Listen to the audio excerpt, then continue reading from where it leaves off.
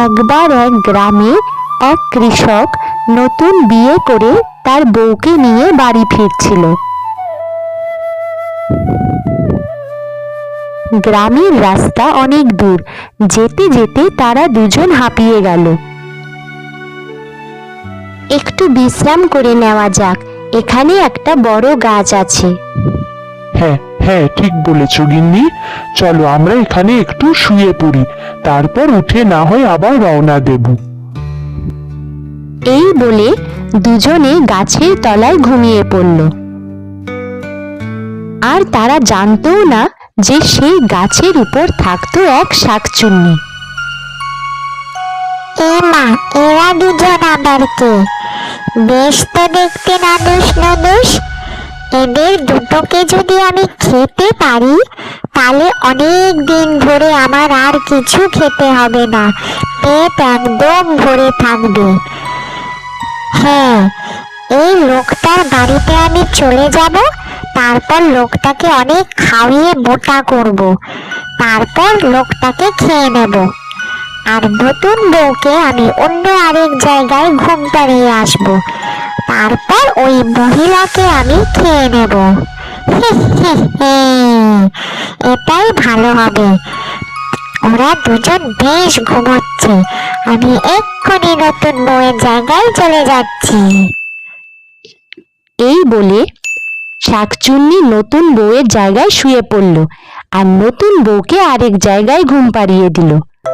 ঘুম থেকে উঠে কৃষক বুঝতেও পারল না তার পাশে তার বউ নয়, শাকচুন্নি তার বউ সেজে দাঁড়িয়ে রয়েছে। চলো গিন্নি, বাড়িতে তাড়াতাড়ি চলো, অন্ধকার হয়ে এসেছে। হ্যাঁ, ঠিক বলেছেন, চলুন।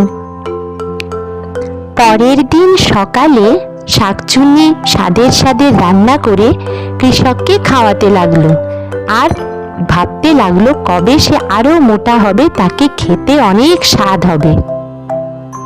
সেই দিন কৃষক কাজ করে বাড়ি ফিরে এসে দেখে তার নতুন বউ কাঠের ওপর পা দিয়ে রান্না করছে আগুন জ্বালিয়ে। ও মা, এই কি করে সম্ভব হতে পারে? রান্না করছে পার উপর আগুন জ্বালিয়ে?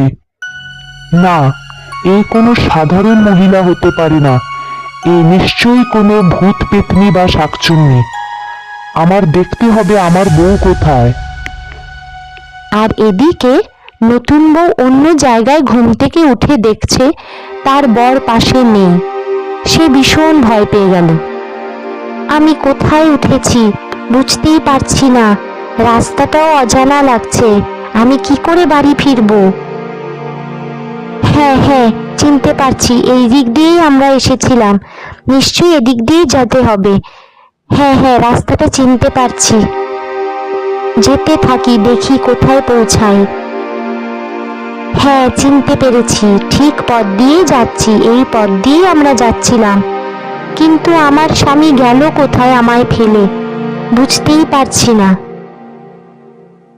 তারপর নতুন বউ ঠিক বাড়ি খুঁজে ফিরে এলো। এ মা, এ কে? তুমি কে? দেখতে ঠিক আমার মতো, এখানে কি করছো আমার জায়গায় তুমি?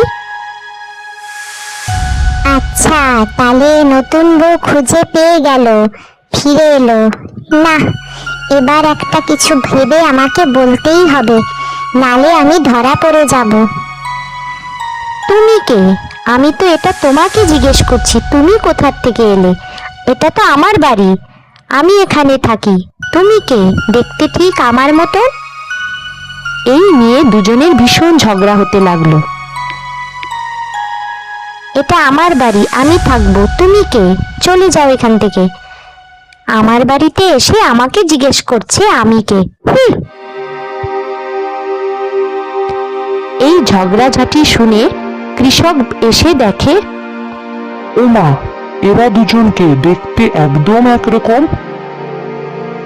দুজনকার ঝগড়া শুনে কৃষক বলল, ঠিক আছে, তোমাদের ঝগড়া করতে হবে না, আমি একটা আলপনা প্রতিযোগিতা করছি, যে সব থেকে সুন্দর আলপনা করতে পারবে সেই হবে আমার আসল বউ, ঠিক আছে? সেই অনুযায়ী দুই বউ উঠে বসলো আলপনা আঁকার জন্য। এক বউ খুব সুন্দর করে আলপনা এঁকে দেখালো। সেটা দেখে কৃষক ভীষণ খুশি হলো। আর অন্যদিকে আরেকজন মুখের থেকে থুতু বের করে জিভ দিয়ে চেটে চেটে আলপনা আঁকছে। এই অদ্ভুত আলপনা দেখে কৃষক ভীষণ ভয় পেয়ে গেল। না, এইরকম ভাবে কেউ আলপনা আঁকে না। এ কোনো সাধারণ মেয়ে মানুষ নয়, আমার কিছু একটা করতেই হবে। এই বলে কৃষক সঙ্গে সঙ্গে তাদের গ্রামের এক ওঝা নিয়ে বাড়ি গেল। আচ্ছা, দুজনেই দেখতে একরকম। আমি এক্ষুনি বের করছি কে হলো আসল বউ আর কে হলো শাকচুন্নি। অমগ্লিম টিম অমগ্লিম টিম অমগ্লিম টিম। ছেড়ে দে আমাকে বলছি, ছেড়ে দে। কেন রে এসেছিস এখানে? চলে যা। যাব না, কি করবি?